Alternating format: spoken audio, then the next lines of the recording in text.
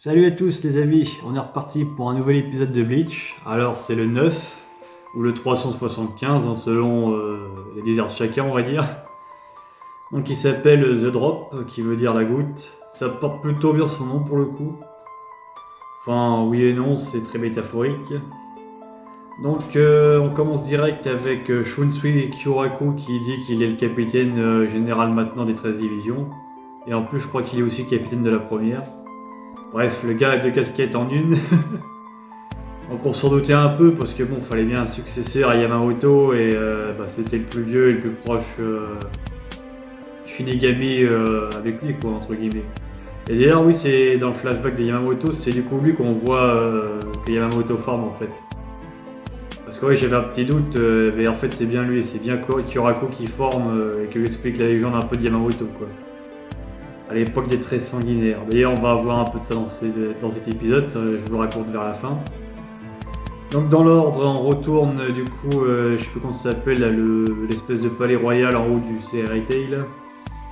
Bref, donc sur le premier plateau, du coup, Ichigo et Renji sont complètement soignés, ils encaissent facilement le coup, je sais plus comment il s'appelle le mec, mais bref, du mec de la division 0 quoi. Et il est même choqué, le mec il dit putain ils ont bien résisté et tout, enfin il s'attendait à ce qu'il soit à 4 pattes quoi. Surtout pour Ichigo, il a même carrément eu le poing brisé, c'est un truc de fou quand même. En le frappant. Donc ils sont tous les deux soignés, les autres poursuivent les soins, Rukia et son frère du coup. Et du coup ils vont sur le deuxième plateau qui est du coup un plateau de bouffe on va dire. Où là ils vont manger et on se doute bien que la nourriture va pas servir à rien, c'est pour récupérer et un peu agrandir leur pression spirituelle quoi. Donc la meuf de ce plateau elle s'appelle comment déjà? Elle s'appelle Kiryu Iki... Oh je sais plus, enfin bref Kiryu quelque chose. Donc voilà, elle va les nourrir pour bien qu'ils soient à d'attaque et tout ça. Voilà, ils sont soignés, nourris, et on se doute que le prochain plateau, le troisième, ça va être du coup le vrai entraînement.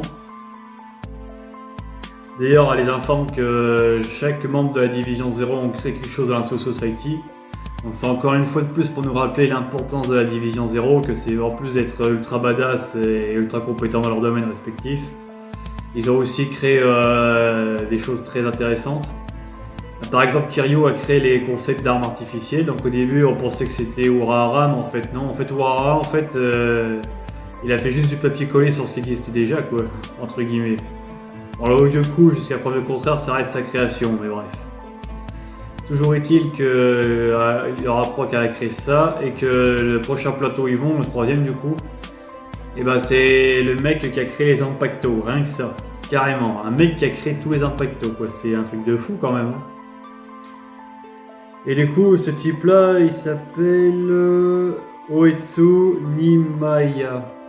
Un truc comme ça, ouais. On va l'appeler Oetsu, ça sera plus ça. Donc voilà, c'est lui qui a créé les Impactos, donc ça c'est un truc de fou. Donc on va sûrement en apprendre un peu plus sur les Impactos et aussi pourquoi pas voir celui-là d'Ichigo entre guillemets réparé ou reforgé. Et ça va être intéressant.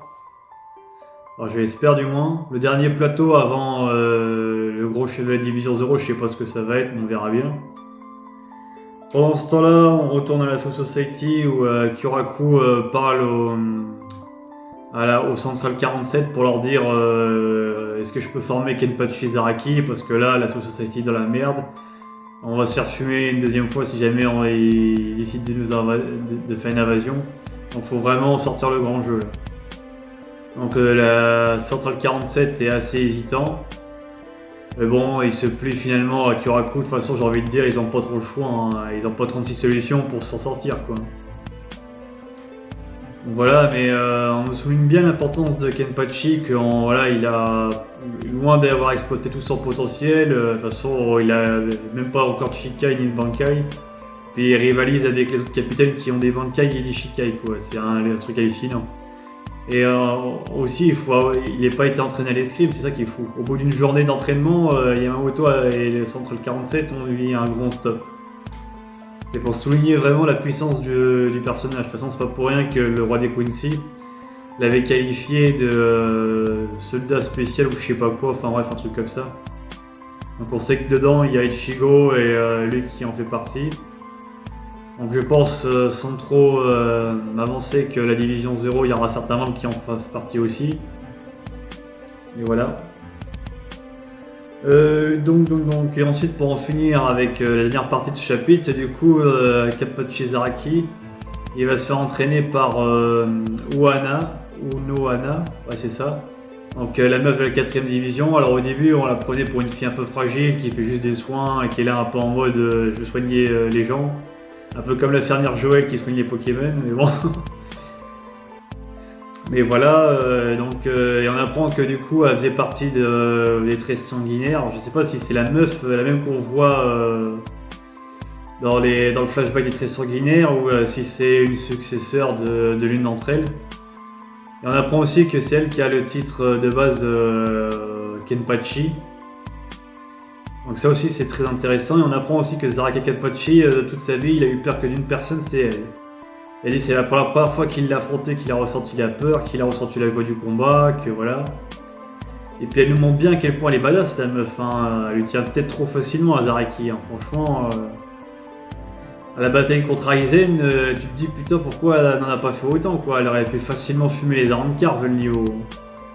Parce qu'elle a pas un niveau de décathlon celle-là, oulala.